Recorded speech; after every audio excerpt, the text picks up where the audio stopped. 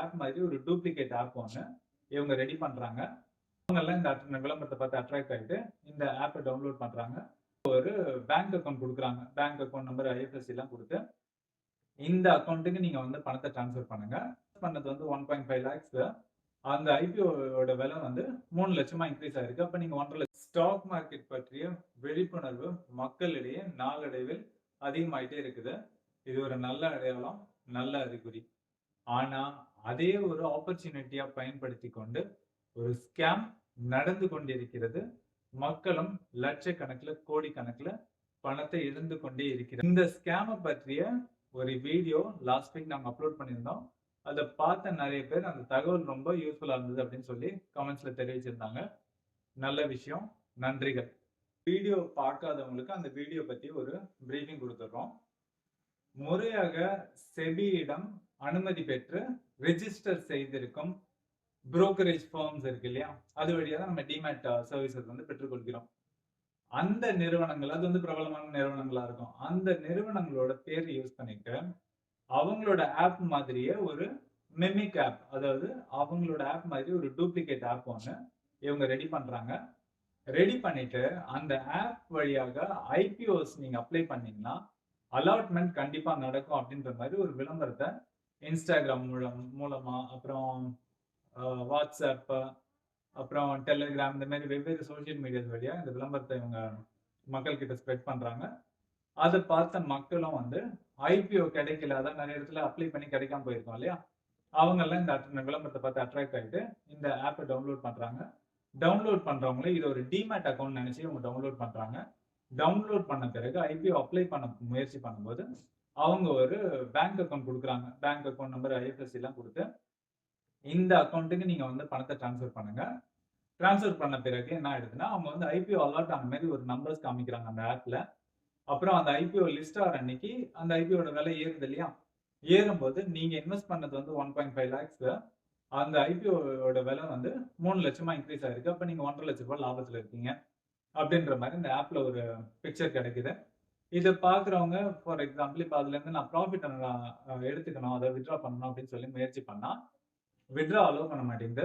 அதுக்கு பதிலா என்ன சொல்றாங்கன்னா, உங்களுக்கு அடுத்த ஐபிஓ அலாட்மெண்ட் ஆயிடுச்சு, இப்ப நீங்க இன்வெஸ்ட் பண்ணது 1.5 lakhs தான், நீங்க ஆல்ரெடி ஒரு 1.5 lakhs லாபத்துல இருக்கீங்க, இந்த ஐபிஓட ஓவரால் காஸ்ட் வந்து 10 லட்ச ரூபாய் அப்படின்னு சொல்லி அவங்க ஒரு ப்ரொஜெக்ஷன் கொடுக்குறாங்க.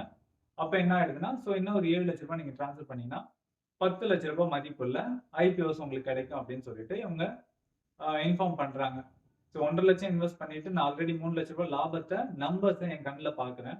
இப்ப நான் 10 லட்சம் இன்வெஸ்ட் பண்றதுக்கு தயங்க போறது இல்லை அப்படின்னும் போது, அந்த இன்வெஸ்ட் பண்ணும்போது தான் ஒரு இன்வெஸ்டர் எங்க கிட்ட தொடர்பு கொண்டு இது என்ன அப்படின்னு சொல்லி கேட்டாரு. அப்ப நாங்க தான் சில ரிசர்ச் எல்லாம் பண்ணிட்டு, இது முறையான ஆப் கிடையாது, இது ஒரு தப்பான ஒரு ஆப், இது ஒரு ஸ்கேம், இதுல ஏதோ ஃப்ராட் நடந்துட்டு இருக்கு, உங்களோட பணம் வந்து அங்க ஒரு 1.5 லட்ச ரூபாய் நீங்க இழந்திருக்கீங்க அப்படின்ற ஒரு தகவல் சொன்னதுனால அவர் ஃபர்தரா அந்த ஆப்ல இன்வெஸ்ட் பண்றது ஸ்டாப் பண்ணிட்டாரு. ஸோ இந்த பிரீஃபிங்கை நாங்க போன வீடியோல கொடுத்துருந்தோம். வெல்த் கிரியேஷனுக்கு ஒரு நல்ல வாய்ப்பு அப்படின்னு சொல்லிட்டு நம்ம ஸ்டாக் மார்க்கெட் சம்பந்தப்பட்ட இன்வெஸ்ட்மெண்ட்ஸையும் சொல்லலாம். அப்படி இருக்கும்போது இவ்வளோ ஸ்கேம்ஸ் நடக்குதே, இப்போ என்ன நான் பாதுகாப்பா வச்சுக்கிறதுக்கு ஏதாவது வழி இருக்கா, இந்த ஸ்கேம்ஸ்ல எல்லாம் மாட்டிக்காம நான் வந்து ஸ்டாக் மார்க்கெட்ல இன்வெஸ்ட் பண்ணி லாபம் பண்ண முடியுமா அப்படின்னு கேட்டா ரொம்ப கஷ்டமான வேலைலாம் இருக்கும். ரொம்ப ஈஸி அண்ட் சிம்பிள் ஸ்டெப்ல நம்ம வந்து இதை தவிர்த்திடலாம், இந்த மாதிரி ஸ்கேம்ஸ்ல போய் மாட்டாம இருக்கலாம். இப்போ பேசிக்கா ஸ்டாக் மார்க்கெட், அதாவது ரிஜிஸ்டர்ட் ப்ரோக்கரேஜ் ஆப்ல நான் ஒரு டிமேட் அக்கௌண்ட் ஓப்பன் பண்ணும்போது என்னோட பேரு, date of birth, PAN card, இந்த மாதிரி பேசிக் டீடைல்ஸ் கொடுக்கும்போது என்னோட ஒரு பேங்க் அக்கௌண்ட் டீடைல்ஸும் கொடுப்பேன். அதாவது ஒரு செக் லீஃப்ல உள்ள எல்லா இன்ஃபர்மேஷனும் கொடுப்பேன். ஒரு ஐஎஃப்எஸ்சி கோடு, என்னோட பேங்க் நேம், பிரான்ச், அப்புறம் என்னோட அக்கௌண்ட் நம்பர், இதெல்லாம் கொடுப்பேன். ஸோ இந்த இன்ஃபர்மேஷன்லாம் பூர்த்தி செய்த பிறகு எனக்கு ஒரு டிமேட் ஓப்பன் ஆகிடும். இப்போ ஒரு டிமேட் ஓப்பன் ஆன அப்புறம் பார்த்தீங்கன்னா என்னோட சேவிங்ஸ் பேங்க்கும் என்னோட டிமேட்டும் லிங்க் ஆகுது. இந்த டிமேட் அக்கௌண்ட் வந்து ரெகுலேட்டட் பேமெண்ட் கேட்வேயோட இன்டெகிரேட் ஆகுது. ரெகுலேட்டட் பேமெண்ட் கேட்வேயோட டிமேட் இன்டெகிரேட் ஆன பிறகு என்ன ஆகுதுன்னு பார்த்தா, என்னோட சேவிங்ஸ் அக்கௌண்ட்லேருந்து டிமேட்க்கும், டிமேட்லேருந்து சேவிங்ஸ் அக்கௌண்ட்டுக்கும் எந்த விதமான இடையூறும் இல்லாமல் ஃபண்ட் ட்ரான்ஸ்ஃபர் நடந்துகிட்டே இருக்கலாம். நான் இங்கேருந்து அங்கே அனுப்பணும்னா அனுப்பலாம், அங்கேருந்து இங்கே அனுப்பணும்னாலும் அனுப்பலாம். ஸோ இந்த டிரான்ஸ்ஃபர் மூலமாக தான் நம்ம ஸ்டாக்ஸ் வாங்கவோ விற்கவோ முடியும், நம்ம ஐபிஓ சப்ளை பண்ணனாலும் பண்ணலாம். மியூச்சுவல் ஃபண்ட்ஸ்ல இன்வெஸ்ட் பண்ணனாலும் பண்ணலாம். ஸோ இந்த ஃபண்ட் ட்ரான்ஸ்ஃபர் மோட் இருக்குல்ல, இது ஒண்ணு தான் உங்கள வந்து ரெகுலேட்டட் அதாவது ப்ராப்பர் ஆப்புக்கும், ஸ்கேம் இல்லன்னா ஃப்ராடுலன்ட் ஆப்புக்கும் உண்டான ஒரு பெரிய டிஃபரன்ஸ குடுக்கும். ஏன்னா, என்னதான் ஒரு ரிஜிஸ்டர்ட் புரோக்கரேஜ் ஃபார்ம் மாரி இவங்க ஆப்ஸ் மிமிக் பண்ணாலும், அத ரெடி பண்ணாலுமே, இந்த பேமெண்ட் கேட்வேன்றத அவங்களால எனேபிள் பண்ண முடியாது. ஆப் பார்க்கறதுக்கு அதே மாதிரி இருக்கும். ஆனா பேமெண்ட் கேட்வேன்னு வரும்போது இவங்களால இந்த பேங்க்கையும், இவங்க டிமேட்டா காமிக்கிறாங்கல்ல, அந்த அக்கவுண்ட்டையும் லிங்க் பண்ண முடியாது. ஏன்னா, இந்த ரெகுலேட்டட் பேமெண்ட் கேட்வே வந்து பயங்கர செக்யூர்டா இருக்கும். அது வந்து ஆர்பிஐ கீழ வருது. இப்போ இவங்க போயிட்டு ரெகுலேட்டட் பேமெண்ட் கேட்வேல வந்து இவங்க சிங்க் பண்ண ட்ரை பண்ணா, இன்டகிரேட் பண்ண ட்ரை பண்ணா, அது சாத்தியம் கிடையாது.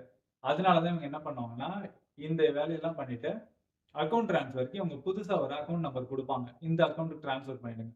அந்த ட்ரான்ஸ்ஃபர் ஆஃப் அக்கவுண்ட் தனியா ஒரு பேங்க் அக்கவுண்ட் குடுத்தாவே, நம்ம உடனே கன்க்ளூட் பண்ணிடலாம். இது வந்து ஒரு ஃப்ராடுலன்ட் ஆப் அப்படின்னு சொல்லிட்டு. ஸோ இந்த ஒரு ஸ்டெப்ப வச்சு நம்ம ஈஸியா கண்டுபிடிச்சுக்கலாங்க. இது ஒரு easy method to identify this scamming apps. இதையும் மீறி நான் இன்னும் பாதுகாப்பா என்னோட டிமேட் ஓப்பன் பண்ணணும் அப்படின்னா, விசிட் த நியரஸ்ட் பிரான்ச். இப்போ ஐசிசி செக்யூரிட்டிஸா இருக்கலாம், இல்ல ஆக்சிஸ் செக்யூரிட்டிஸா இருக்கலாம். இவங்களுக்கெல்லாம் பிசிக்கலா ஆஃபீஸ் இருக்கும் இல்லையா? அங்க நேரடியா போனீங்கன்னா, அங்க உள்ள ஸ்டாஃபோட ஹெல்ப்போட நீங்க டிமேட் ஓப்பன் பண்ணலாம். அப்புறம் இந்த ஃப்ராடுலன்ட் ஆப்ஸ் எல்லாமே வந்து லிங்க் வழியா தான் அவங்களோட ஆப்ப டவுன்லோட் பண்ண சொல்லுவாங்க. ஸோ அந்த மாதிரி லிங்க் வழியா ஆப் டவுன்லோட் ரிக்வெஸ்ட் வந்து அத பண்ணாதீங்க. எந்த ஆப்பா இருந்தாலும் உங்களோட Google Play Store வழியாவே பண்ணுங்க. ஸோ Google Play Store வழியாவே பண்ணாலும், இந்த பேங்க் அக்கவுண்ட் ட்ரான்ஸ்ஃபர் இருக்கு இல்லையா? டிமேட்க்கும் பேங்க் அக்கவுண்ட்க்கும் உள்ளான ஃபண்ட் ட்ரான்ஸ்ஃபர் இருக்கு இல்லையா? இதுதான் வந்து ஒரு ஃப்ராடுலன்ட் ஆப்பையும், ஒரு ரிஜிஸ்டர்ட் புரோக்கரேஜ் ஃபார்மையும் டிஃபரன்ஷியேட் பண்ணி காட்டும். இந்த ஃப்ராடுலன்ட் ஆப் எப்போ ஒரு அக்கவுண்ட் நம்பர் தனியா குடுத்து, அதுல நீங்க ட்ரான்ஸ்ஃபர் பண்ணுங்க அப்படின்னு சொல்லி ஒரு ப்ரொபோசல் உங்களுக்கு வந்தாவே, நீங்க அத முடிவு பண்ணிடலாம். இது ஒரு ஃப்ராடுலன்ட் ஆப் அப்படின்னு சொல்லிட்டு. ஸோ இந்த மாதிரி ஒரு சிம்பிள் இன்ஃபர்மேஷனை மட்டும் வச்சிருந்தா போதும். நீங்க இந்த ஸ்கேம்லலாம் மாட்டிக்காம, நல்லபடியா உங்களோட ஸ்டாக் இன்வெஸ்ட்மென்ட் ஜர்னிய தொடரலாம். ஸோ இந்த தகவல் உங்கள்ட்ட பகிரணும் அப்படின்னு நினைச்சோம். அது மட்டும் இல்லாம எங்களோட போன வீடியோக்கு நெறைய சப்ஸ்கிரிப்ஷன்ஸ், நெறைய லைக்ஸ், நெறைய கமெண்ட்ஸ் வந்திருந்தது. நெறைய தேங்க்ஸ் வந்திருந்தது. ஸோ எல்லாத்துக்கும் எங்களோட நன்றிகள். ஆனாலுமே நம்மளோட ஜர்னி அப்படின்றது இந்த சப்ஸ்கிரிப்ஷன், லைக், கமெண்ட்ஸ் இத நோக்கி இல்ல. நம்ம எல்லாரும் சேர்ந்து ஒரு பாதுகாப்பான வாழ்க்கை, பாதுகாப்பான எதிர்காலத்த நோக்கிய ஒரு ஒருங்கிணைந்த பயணம். இந்த இலக்க நோக்கி தான் எங்களோட எஃபோர்ட்ஸ் எல்லாம் போட்டுட்டு இருக்கோம். ஸோ மீண்டும் இதே போல ஒரு நல்ல வீடியோல உங்கள சந்திக்கிறோம். நன்றி, வணக்கம்.